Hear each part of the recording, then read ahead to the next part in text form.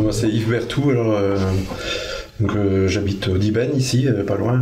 J'ai pratiqué surtout la musique traditionnelle bretonne, en fait, dans un couple Bignou-Bombarde. Et également, je me suis intéressé après à la musique écossaise et à la musique irlandaise.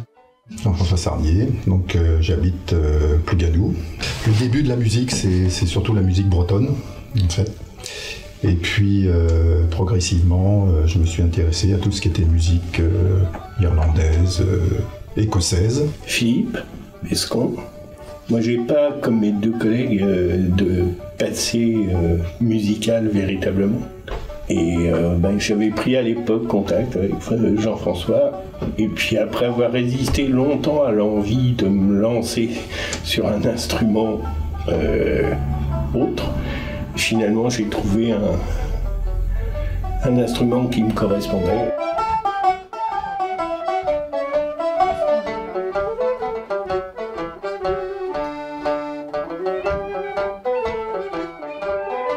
Donc le groupe, ça comprend des gens, pas mal de gens de Plougadou, mais aussi quelques personnes qui viennent de l'extérieur aussi. Parce que en fait, c'est un atelier de musique en fait. Ce ne sont ni des cours, ni un groupe musical qui s'est formé pour faire de la musique commerciale, si on veut. Quand même. Donc c'est un atelier où chacun apporte un peu son savoir et fait partager aux autres. Et il y a pas mal de gens qui sont retraités, malheureusement on aimerait bien avoir des plus jeunes.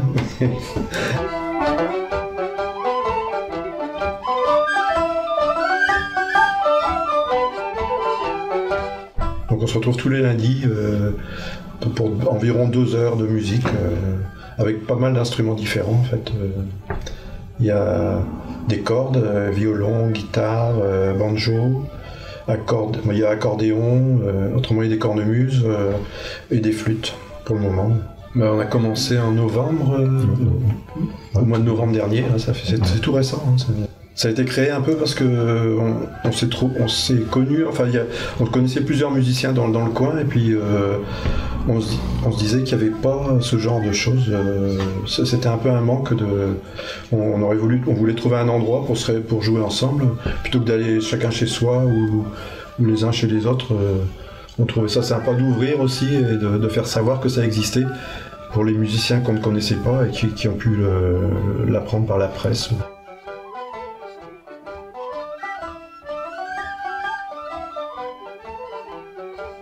Sous le terme musique celtique, on a mis un petit peu tout et n'importe quoi depuis un moment.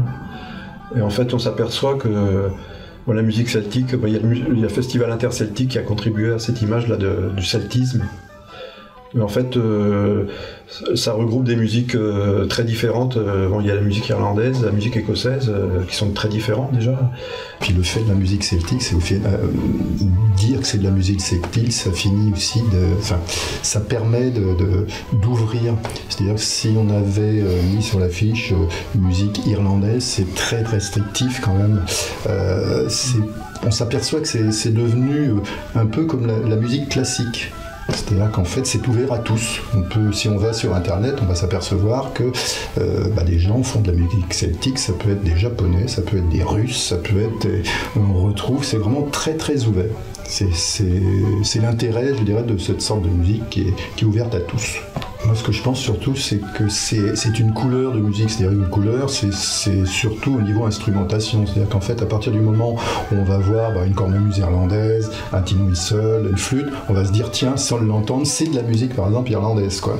Alors qu'on ne l'a pas entendu. Hein. Et à l'inverse, de la même manière, il y a des notes qu'on ne va pas trouver dans les mélodies qu'on va jouer parce qu'elles n'appartiennent pas, j'ai envie de dire, à la couleur de cette musique-là.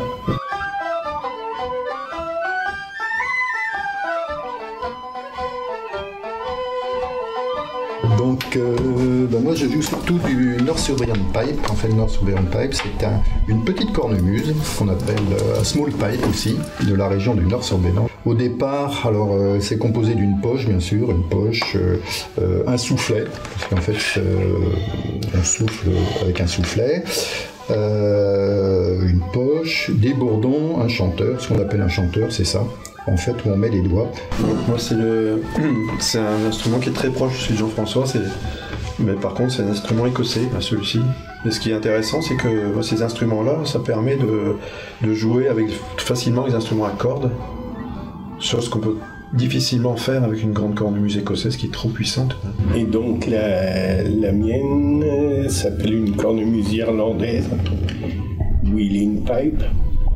Donc comme mes deux autres collègues, elle est constituée d'une poche, d'un chanteur et puis de bourdons et de régulateurs. La seule chose avec laquelle on ne joue pas quand on joue une cornemuse irlandaise, c'est avec le nez. Parce qu'en fait, on rythme la mélodie avec le pied, on joue sur le chanteur avec les deux mains, on va jouer sur les régulateurs avec le tranchant de la main, avec la paume de la main, avec le poignet.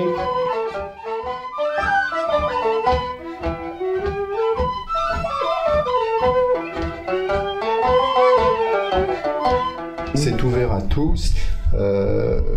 Même, je dirais, ceux qui ne connaissent pas la musique écrite, il n'y a pas besoin d'avoir appris le solfège, il suffit d'avoir une bonne oreille. Je pense qu'il n'y a pas de souci. Comme disait Yves tout à l'heure, c'est ouvert à tout le monde et tous les instruments. Le principe de l'atelier, c'était quand même des gens qui sachent jouer un peu déjà. C'est pas une école de musique, quoi, donc il faut que les gens connaissent déjà un peu la pratique de l'instrument.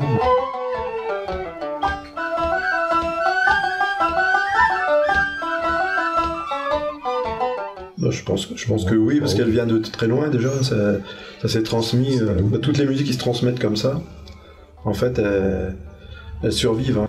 Ça s'est transmis de bouche à oreille depuis des générations, et puis la Bretagne, c'est une région où elle est restée vivante. Pour l'instant, on n'a pas de chanteur à proprement parler, effectivement. Non, c'est ça. Pareil, ça fait partie des possibilités, des choses qui peuvent venir grossir un peu les pratiquants.